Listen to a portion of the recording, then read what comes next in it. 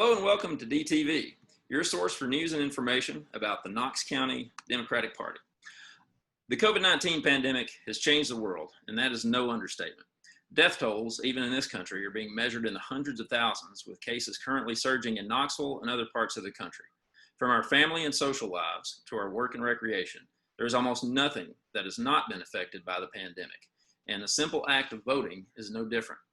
High on the list of concerns for voting are maintaining public safety, ensuring fair access to voting, and risks of voter suppression in what may be one of the most consequential election cycles in decades. Here to talk with us about these issues and how they relate to voting in Knox County are members of the League of Women Voters, member Tunisia Holley, and chair of the League of Women Voters, Greenberg. The show will be moderated by Participation, Education, Registration Knoxville's, or PERK's, Karlyn. Please enjoy the show. Awesome. Thanks, Michael. We appreciate you. Like he said, we are hoping today to really offer some really tactical tips and tricks around voting safety and how to do that successfully. So we really hope that you today come away with some ways to do that. And I am going to be navigating a couple screens, so bear with me. And we'll just jump right in here. Kathy, start by telling us a little bit about the League of Women Voters, kind of give us about the mission, explain that to us. All right, sure. And I want to say I'm not chair of the League of Women Voters. I am chair of voter services on the board of the League. And Tunisia is the chair of community outreach on our local league. We are 100 years old, the League of Women Voters in the nation. We started a few months before women were allowed to vote 100 years ago, and a lot has been learned about how to help people to be able to vote successfully. Every state is different. All the laws are different in each state, pretty much. And in Tennessee, you really need to be on your toes to understand them in order to avoid mistakes. Some of us just move through the process very smoothly, but I, for one, just voted absentee for the first time ever, and it was not real smooth. My husband and I had to sit together and say, no, read the directions again to get everything right. So we want to try to help with that for those that haven't done that yet, that choose to vote absentee.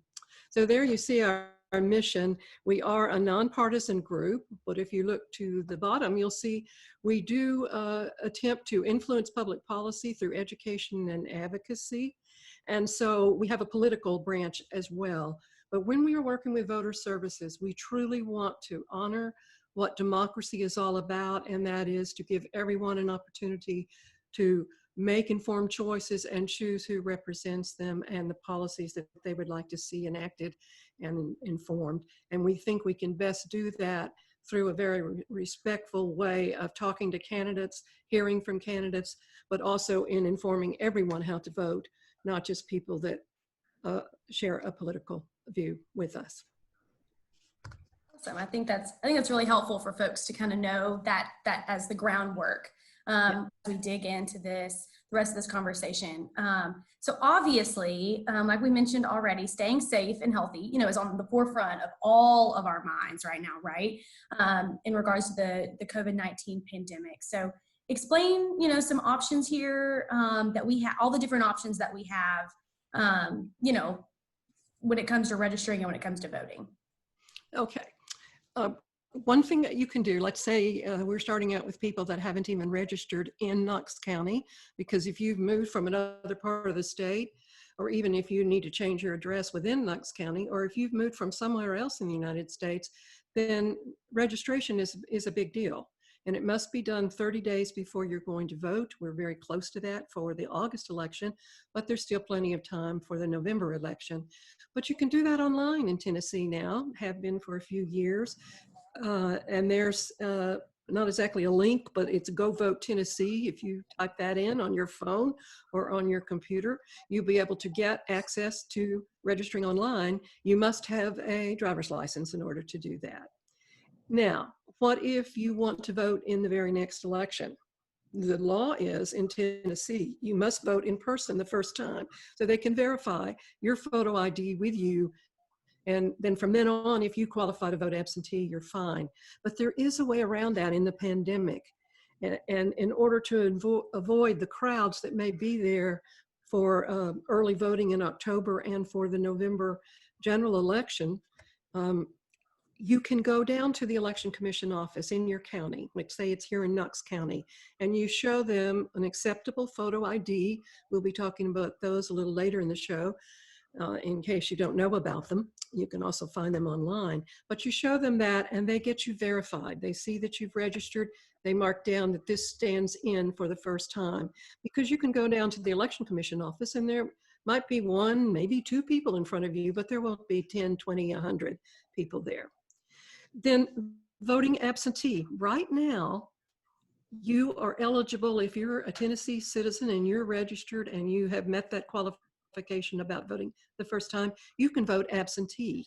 But be aware that this has been appealed, this ruling by the court has been appealed and might be turned over on appeal. And if so, you might not be able to vote absentee later on. If you've already requested a ballot and submitted it, then you're okay for the summer. But you need to be paying attention to the law or going to the Election Commission office website and finding out if that law has changed and has changed for November. I'm sure it'll be all over the news, but you do need to pay attention. But right now, that is one way to stay safe for sure.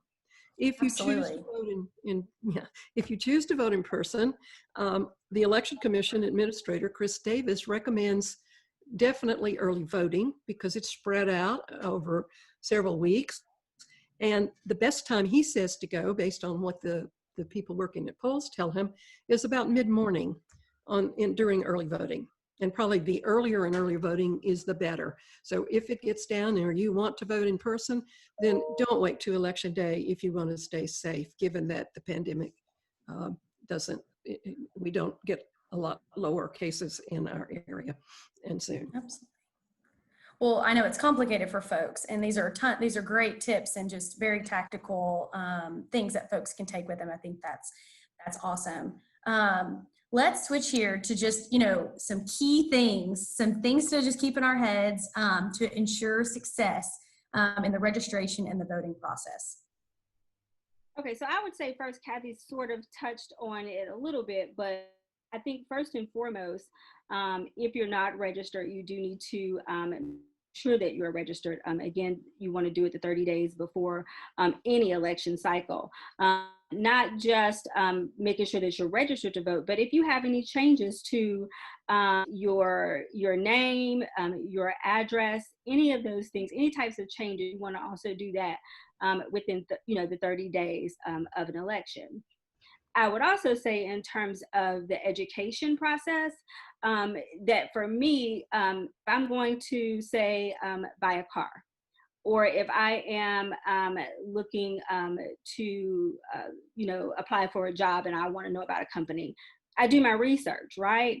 So a part of our citizenship should be to educate ourselves. And so we do that by doing our research on not just the candidates, but the issues that the candidates actually support. Because let me just first say that not one candidate is going to agree with you, or you're not going to be on the same page 100% with every candidate. But you should be looking at candidates and their issues and what aligns best with you. And then lastly, you take that next step of participation. And that participation is to actually get to the voting booth or request that absentee ballot in order to vote.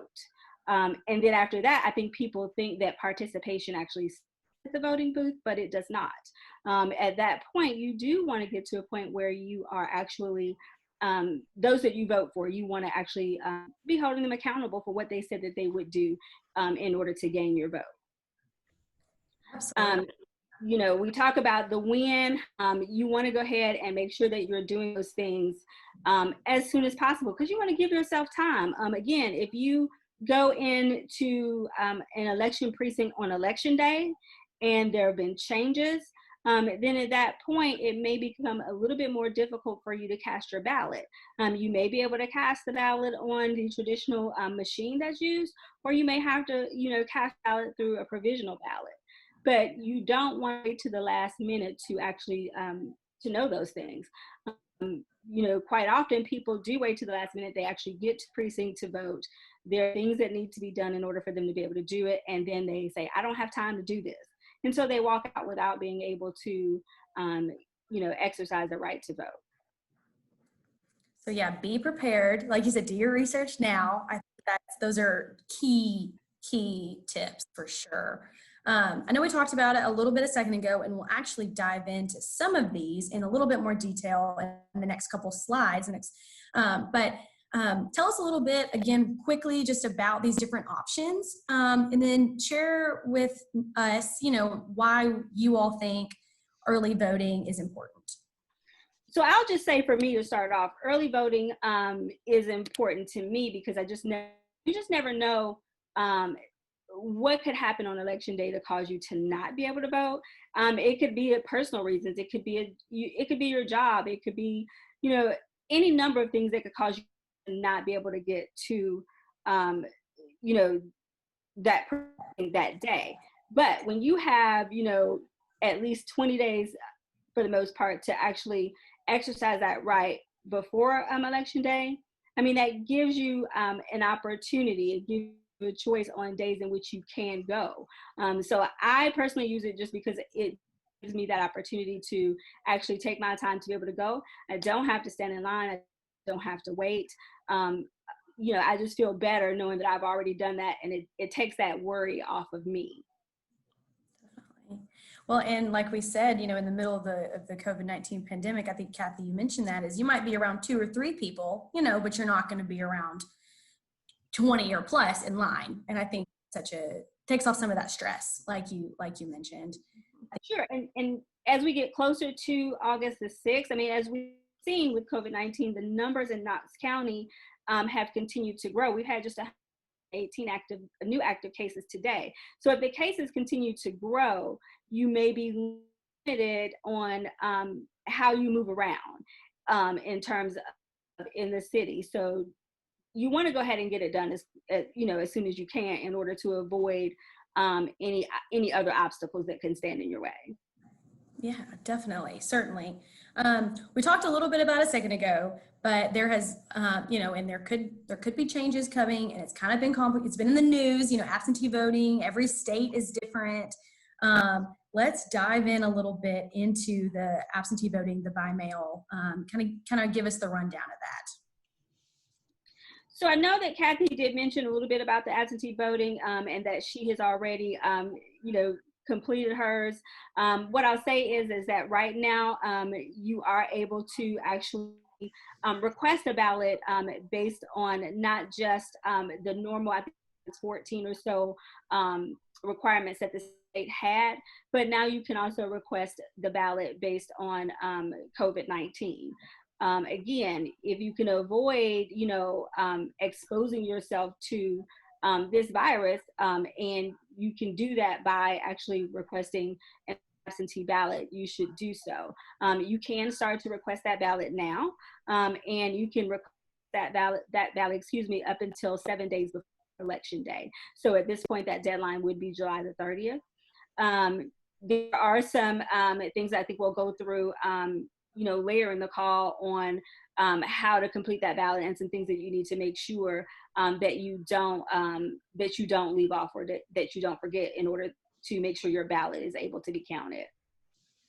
You are spot on, because it seems to be a little bit tricky, and it can be a little bit confusing.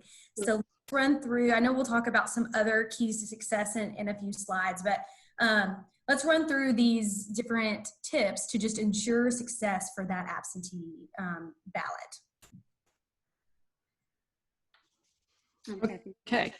You must sign your request application, and this signature is very important because they're going to match it to what the signature that you put on the envelope in which you put your ballot before you put it in another envelope to mail it.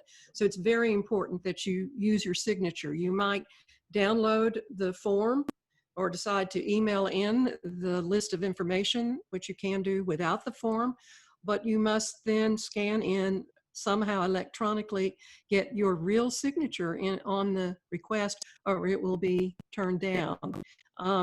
So if you go to the League of Women Voters Knoxville website, you can find a list of procedures and these same tips that could help you. It says procedures for voting absentee, and you can download that, and it tells you exactly which email and which fax, as well as the address here in Knox County. Now that is just the local information.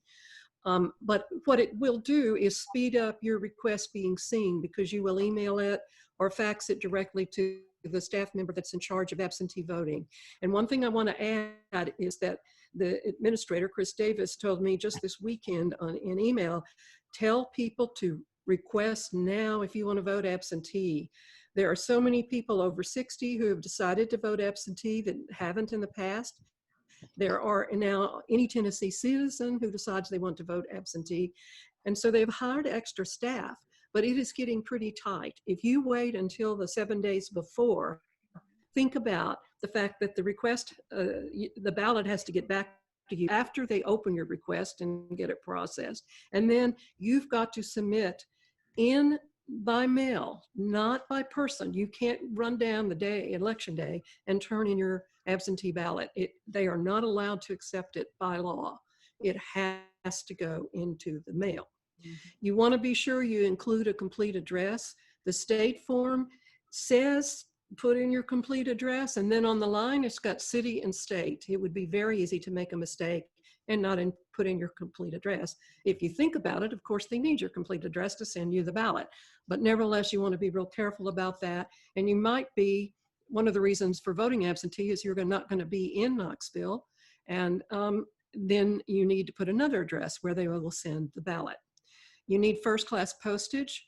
If you just put for you and not other people in the household, then a regular stamp or a forever stamp would be enough. Some people like to put 2 just to be sure, but I've been told that should not be an issue. And if you want to vote in a primary, you have to choose, do I want the ballot for Democratic candidates or I want the ballot for Republican candidates? And then you would still get the Knox County general only ballot for this summer, or you can choose just to get the Knox County general only and not vote in either of the political parties' primaries. That is confusing, but just like when you go to vote in person, you have to say, I want the Democratic ballot or I want the Republican ballot. You have to do that for the absentee as well, and they won't be able to meet your request until you do. So if I could circle back for just a moment, since Kathy kind of was talking about, choosing your ballot, just to go back to those tips. The ballot is accessible at this point on the Knox Election Commission website. Go out there and look at the ballots, see who's on your ballot, so you will know ahead of time so that you are able to make the choices that you want to make, particularly if you're going to vote in person. That way you don't spend a whole lot of time inside of the voting precinct during not just this time of a virus, but even in the future when we don't have the virus. That cuts down on the amount of time that you spend in the voting precinct. I think that's a great tip. I mean, I think sometimes you get up to the booth and you're like, oh gosh, you kind of start getting anxious a little bit. So being able to all of the precincts will actually have a sample ballot that you can actually review, but I still think that you should try to do that before you go. I think that's a great tip. If I could add to that, we'll show a slide if we don't run out of time with a link to Vote 411. The League of Women Voters puts together a list of questions. Candidates have a chance to write back their responses. They're limited to a certain number of words. And then you can actually compare candidates one to the other. I do this with my husband, and it helps us so much just before we go to the poll to be sure we've made an informed decision. And those for this summer are going to be up, maybe up today. I didn't double check, but very, very soon they're up. And that will certainly be done for November election as well. And then, of course, media and has ways to get information about your candidates too. And that's the education piece. That's part of the education piece, and educating yourself on the candidates and the issues. Yeah, absolutely. I think that is so helpful to know, because oftentimes you think, where do I go? I don't know what website do I trust these days, so knowing that that's available, I think, is super helpful. I know that we mentioned this a second ago, you know, like the process of requesting the absentee ballot. So before we can do anything, right, we have to request it. And I think we talked about, you know, on this slide is that specific email and link, right? On this. You can go to the Knox County election site and download the form, or if you don't have a printer, you can call them and they will send you a form, and that'll take care of if you don't know how, don't have the equipment to scan your signature, that will take care of that for you. But of course it would be faster if you can get to the form right now, and you can ask someone else to print it out for you that you know has a printer and get it that way. But you can also go to one of the Knox County libraries and print that. That's true. Yes. Yes. So there are ways to get it. I don't think we'll take time right now for the mail and email. I'll just encourage you to go to the League of Women Voters Knoxville site, and you will find this information in the procedures handout that you can click on. Yes, all the tips and tricks are there. Now I found this, I like this slide because from my understanding, Kathy, you have done the absentee ballot, you did it yourself, and these were some of those things that almost, you as a veteran, I would consider you a veteran, these were some of the things that almost kind of stumped you. Briefly kind of run through these so that folks know these tips and tricks. The one that's easiest to make a mistake on, I think, is that first one, fill in the boxes. It's a huge rectangle on the ballot, if you haven't seen it. It's not a little bubble like you may have seen when you were in school that you would fill in with a pencil. You must use ink, and you're not supposed to put a check mark or an X. Now, I corresponded with Chris Davis to find out what happens if you just put a check or an X, because that's what it looked like to me, and even did to my daughter, who's a school counselor and should know better. And she didn't read the directions clearly till her husband said, wait a minute. You must fill in, shade in with an ink pen the entire little rectangular looking oval, it actually is, on the form. If you don't, what they're going to do is they will have a representative that's a Republican and one that's a Democrat, and they will look to see if they can verify what your intent is. If enough people make that mistake, it might be March before we know who the new president is, or is the person elected as president for the next 4 years. So pay attention to that one. One of the most common mistakes, according to the staff member that handles absentee ballots, is forgetting to sign the special envelope. You need to sign it. And then you must mail it in the official envelope that's there for you to mail it and put the postage on it. And it must arrive no later than closing of the polls on election day. Now, in some other states, there's a court case to say as long as it's postmarked by election day, that should count. That is not the law in Tennessee. The law in Tennessee, it has to arrive even by the time that polls close. I've heard stories of people FedExing their ballots when they weren't sure.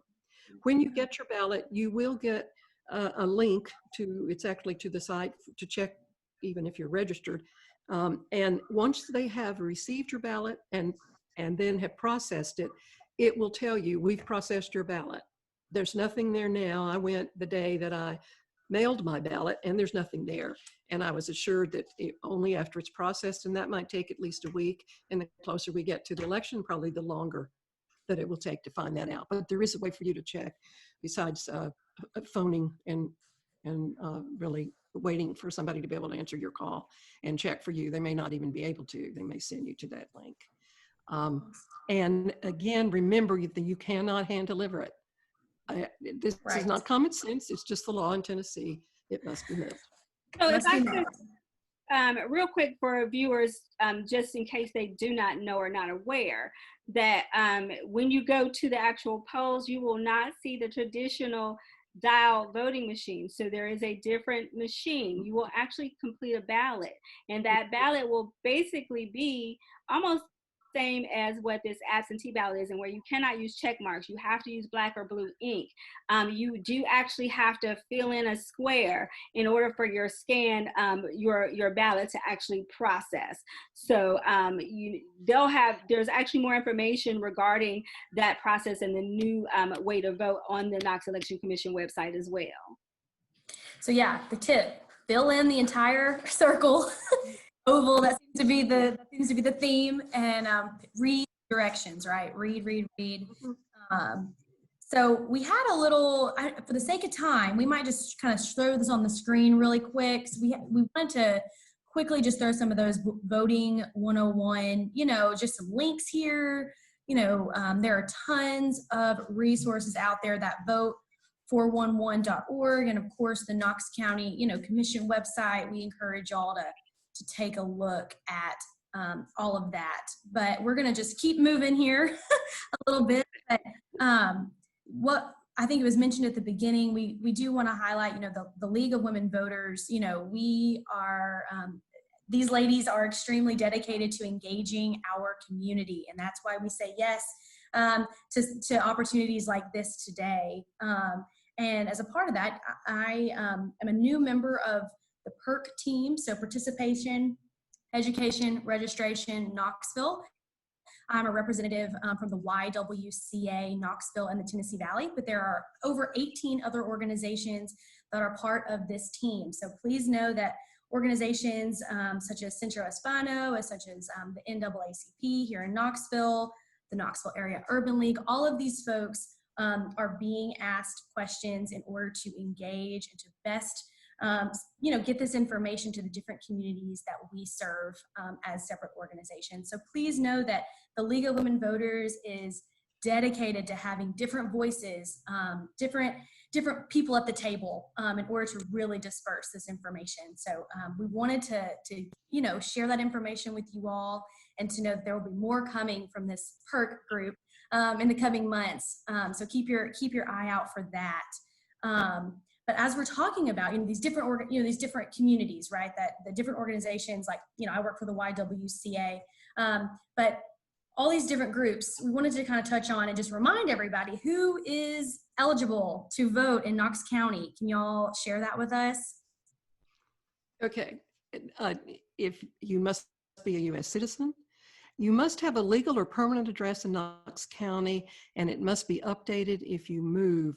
Now, what if you're homeless, which right now is a very difficult thing to do, but if you can give a street address where you've put up your tent, you can use that as your address, or you can use where you stay, and you'd still be able to vote if you've got an acceptable ID. You do have to be 18 years of age or older on or before the next election. So if you wanted to help people get registered, say in your family or with friends that are 17, but they will be 18 by the next election, which is now in August, then they can go ahead and register. If someone is going to be 18 in time for the November election, you must wait until 30 days after. You can send in the registration form, but that person would not be able to vote, and they will not process a 17-year-old's application who is not going to be 18 by August. So it'd be best to wait till after the August election. If you've been convicted, go ahead. Oh, I'm sorry. I think we have about 1 minute left. So what about, I know students, we wanted to touch on UT students quickly. Let me say, there is a panel next week. In fact, Tunisia and I are both on that, for Rock the Vote, that's being held by UTK and open to everyone to register. So I would encourage you to go there. Students face some real dilemmas, perhaps, if the university has to shut down and they need to go back home where that is. But students are allowed to register to vote in the county where they are living and going to school. You do not have to just be at your home. So if you were going to hang out here, whether the UT is open or not, or some other university or college, you can still vote here. You just have to follow the rules for getting registered. And I would say, if you're not registered here, go ahead and request your absentee ballot. Yes. Yes, indeed. That's the advice. Yes. Yeah. Who knows what's coming, right? Right. You still have to deal with the voting in person the first time, unless you go to an election commission office and get approved. You all will talk about that. So yeah, so next week, Rock the Vote, we'll be having a panel. So folks need to look out for that. If you have a Tuesday at 5:30, I believe it is. Yeah. Perfect. Awesome. Good stuff. Well, thank y'all, Tunisia, Kathy, and Karlyn, so much. Thanks to everyone who helped organize this today. Thanks to Doug Viam. And be sure to watch our next episode for DTV thank you so much for watching, everyone, and thank you to our participants here today. It's been a great discussion. So we will see everyone next time. I'm Michael Davis, and thank you for watching DTV.